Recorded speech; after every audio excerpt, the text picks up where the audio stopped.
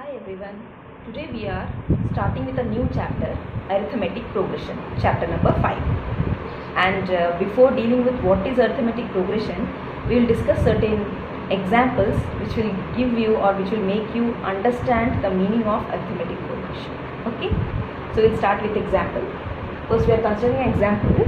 A person has been offered a job with a starting monthly salary of rupees 8,000 with an annual increment of rupees 500. His salary in the first, second, third, etc. years will be. So we are just writing what they have given.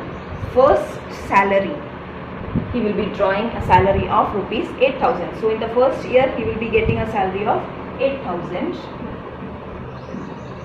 Next, in the second year, what will be his salary? Since he will be getting an annual increment of 500 rupees.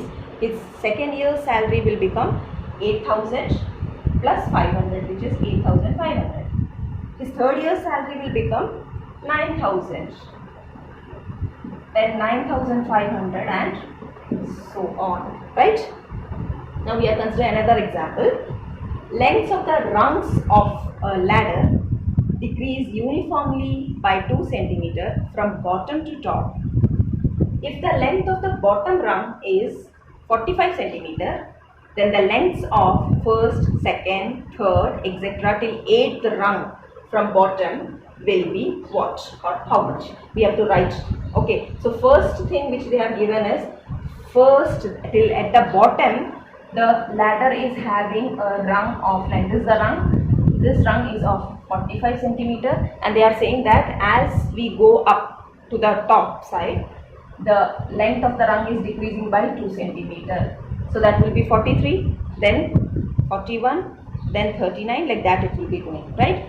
So the sequence in which I am writing is the length of the first rung from the bottom will be, first rung will be of 45 cm, then it will become 43, then the third one will be 41, fourth rung will be from the bottom, fourth rung will be 39, 37, then 35, till how many they have said? Till 8th rung we need. So this is your first one, second, third, fourth, fifth, sixth, then 7th will be 33 and 8th will be 31. That means I am writing a full stop here.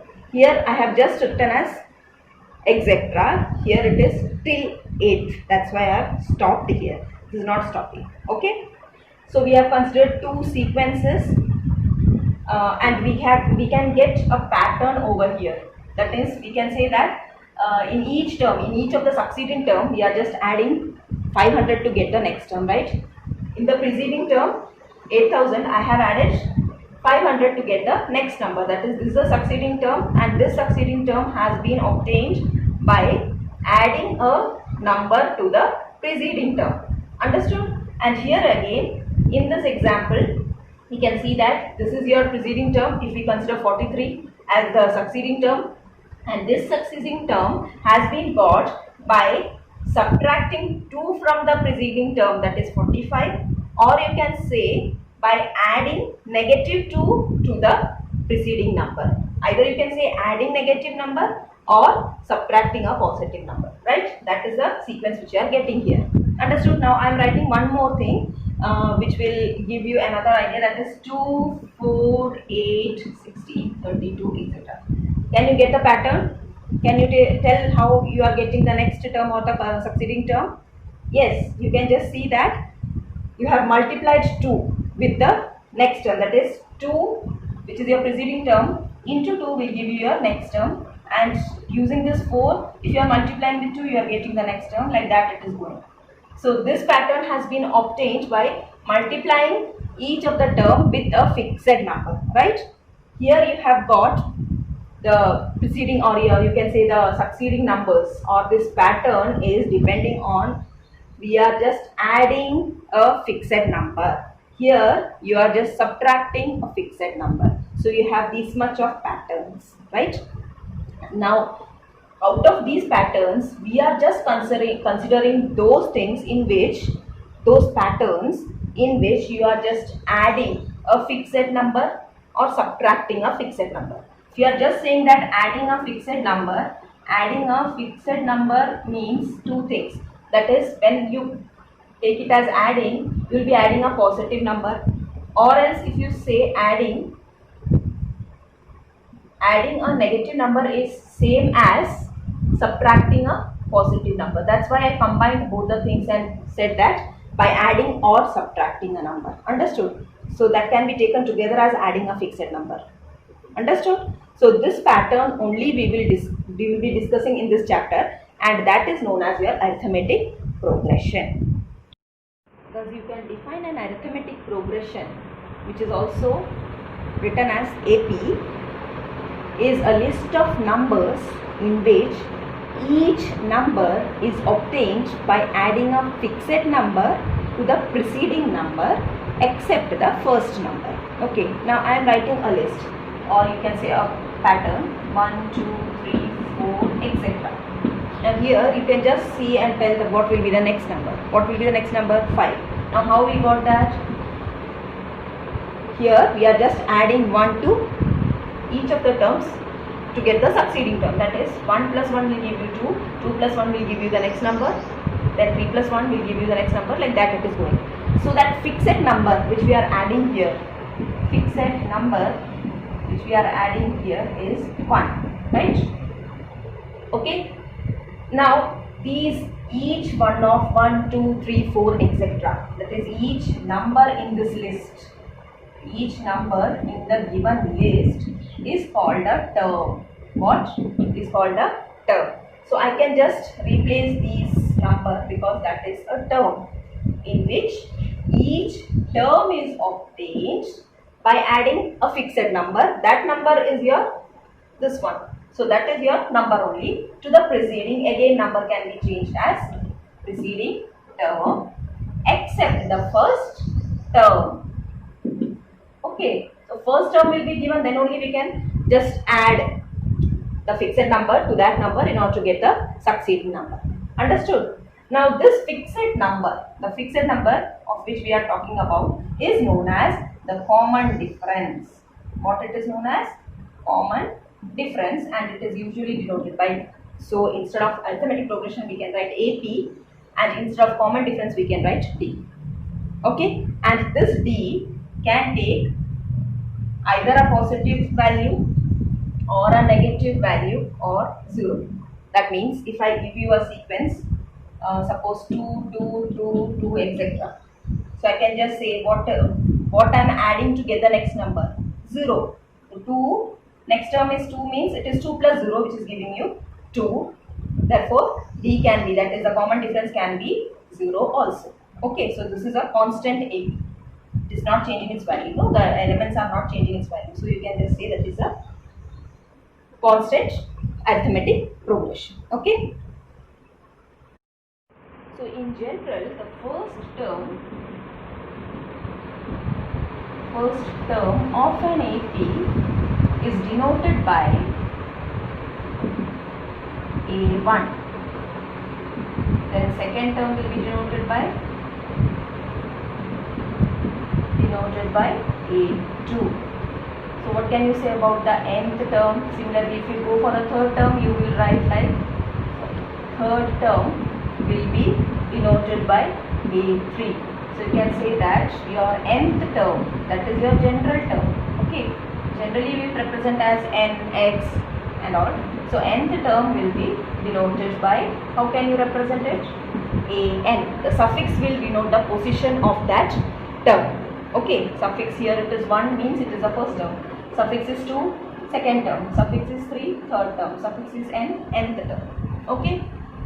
So in general, we can rewrite the AP as, we can write the AP as, AP can be written as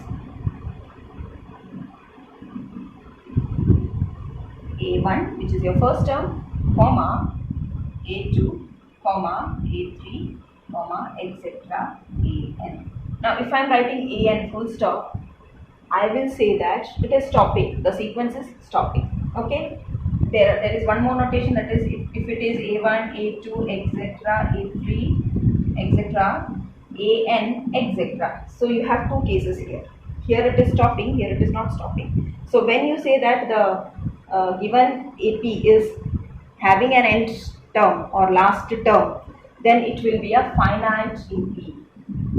Finite AP.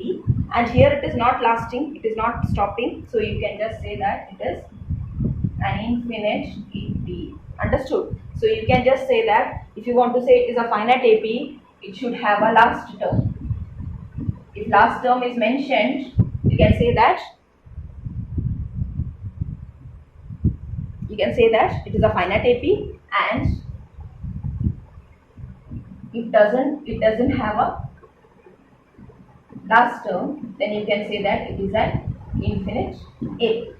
Okay, in general, in order to understand whether it is a finite or infinite, you can just see the last thing. If it is going like this, it is an infinite, otherwise it is a finite AP. Now from this fact itself, we can just say that this is your second term, this is your first term, and you know that first term plus a fixed number, that is your common difference, will give you the second term. So what will be second term minus first term? First term, which is A1 plus D, will give you A2. Common difference will be. So what is A2 minus A1? It is D, right? What will be A3 minus A2? A3 minus A2 will also give you that same common difference. That's why we are saying that it is common difference. Okay, the difference will be same throughout for an AP. Next, it will be A4 minus A3, etc. Till the last, if you are getting the same difference, that is your common difference. Okay, and last you will write it as last term is AN. This is your succeeding term. Before this, you will have what will be that term notated as AN minus 1. Suffix will be 1 less than what is here. Understood? So it will be AN minus 1, and all will have the same value, which is D. And this is the definition of common difference.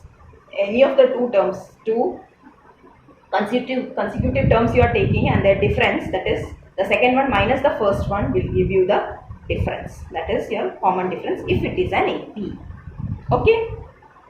Now again we are just replacing the value, that is let your A1, which is taken as your first term, be replaced with A.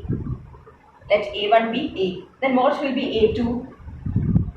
Since your A2 is got by adding the common difference to the first term, you can write your A2 as actually first term plus the common difference, which is your A plus D. Okay. Now what will be your third term? A3 is nothing but, see, A3 minus A2 is D. So what will be A3? A3 will be D plus A2, or you can say A2 plus D, right? Now instead of A2, I am just replacing the value of A2. So what I will get? A plus D, which is A plus 2D. What will be fourth term? It is A3 plus D. So I will get A plus 2D, which is your A3 plus D, that is A plus 3D.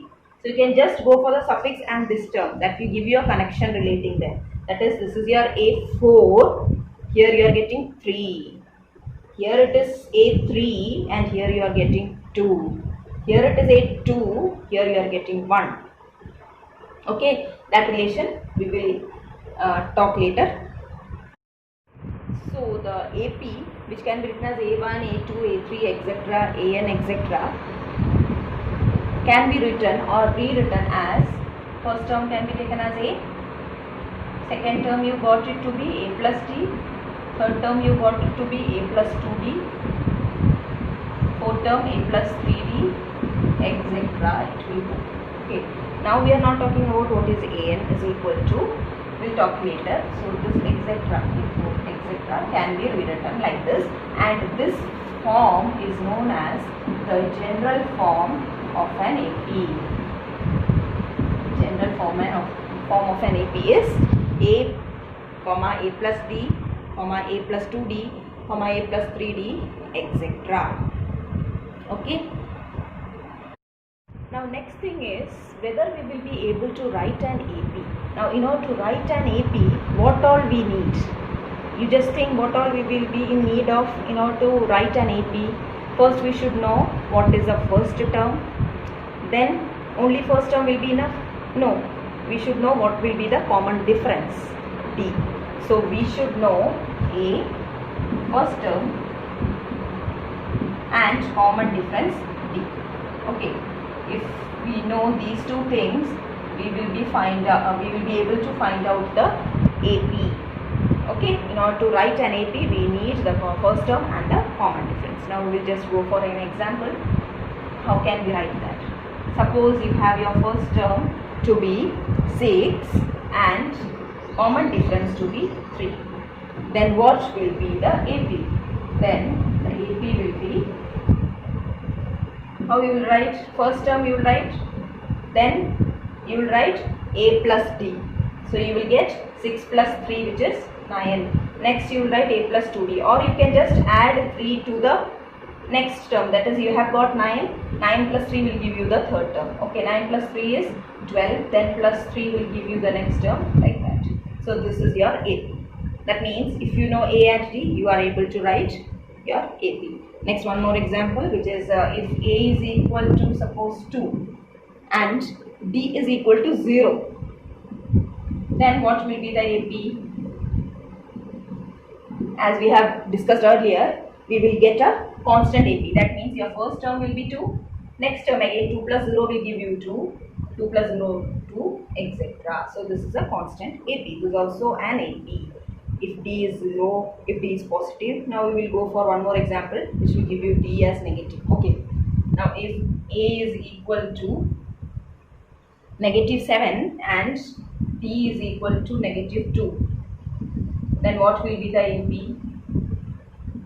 Then the AP will be first term minus 7, second term will be minus 7 plus minus 2 will give you minus 9, then minus 9 plus minus 2 will give you minus 11, then minus 13, etc.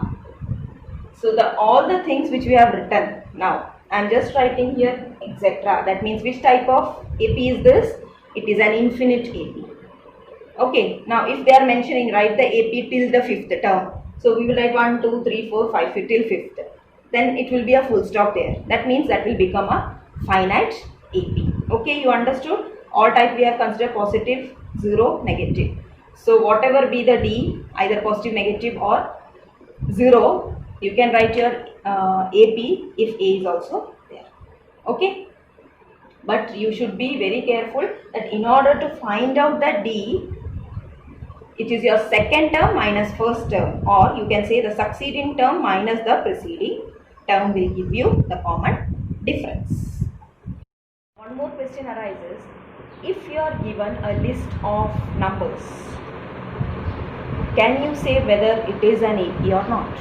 Now in order to find or check whether the given list is an AP or not, we need to go through the concept that the succeeding number and the preceding numbers given in the list have the same common difference, or you can say have the same difference, then it becomes a common difference.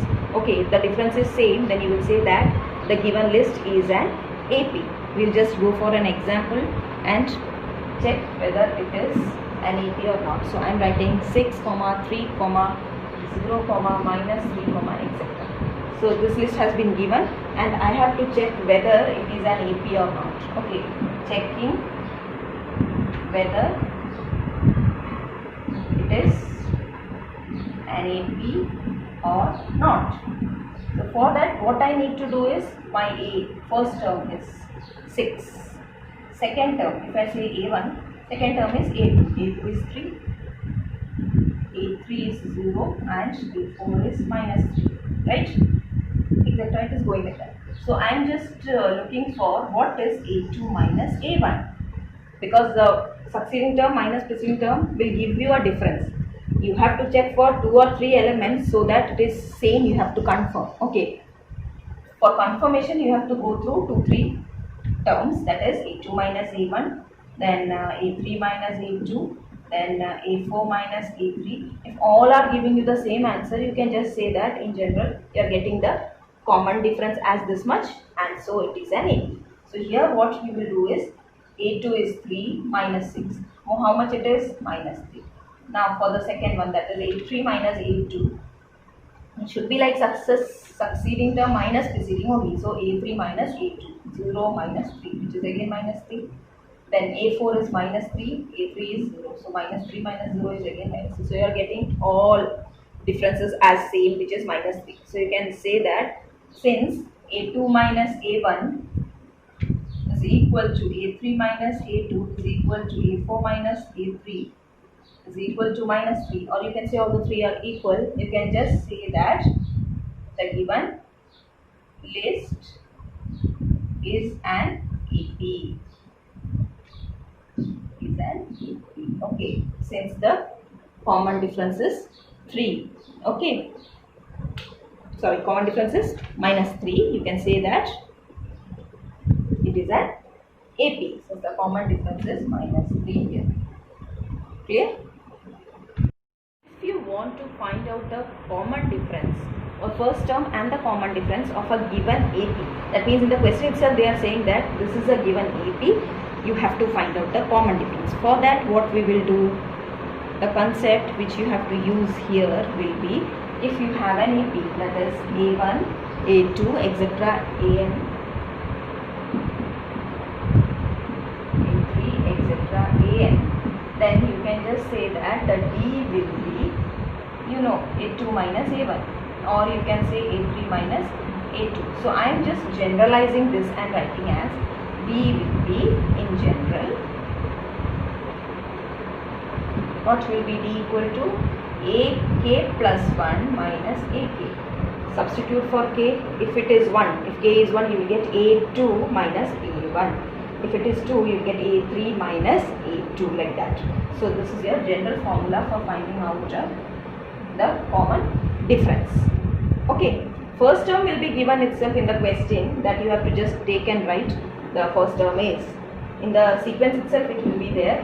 Whatever is written here, the first position will be your first term. Okay.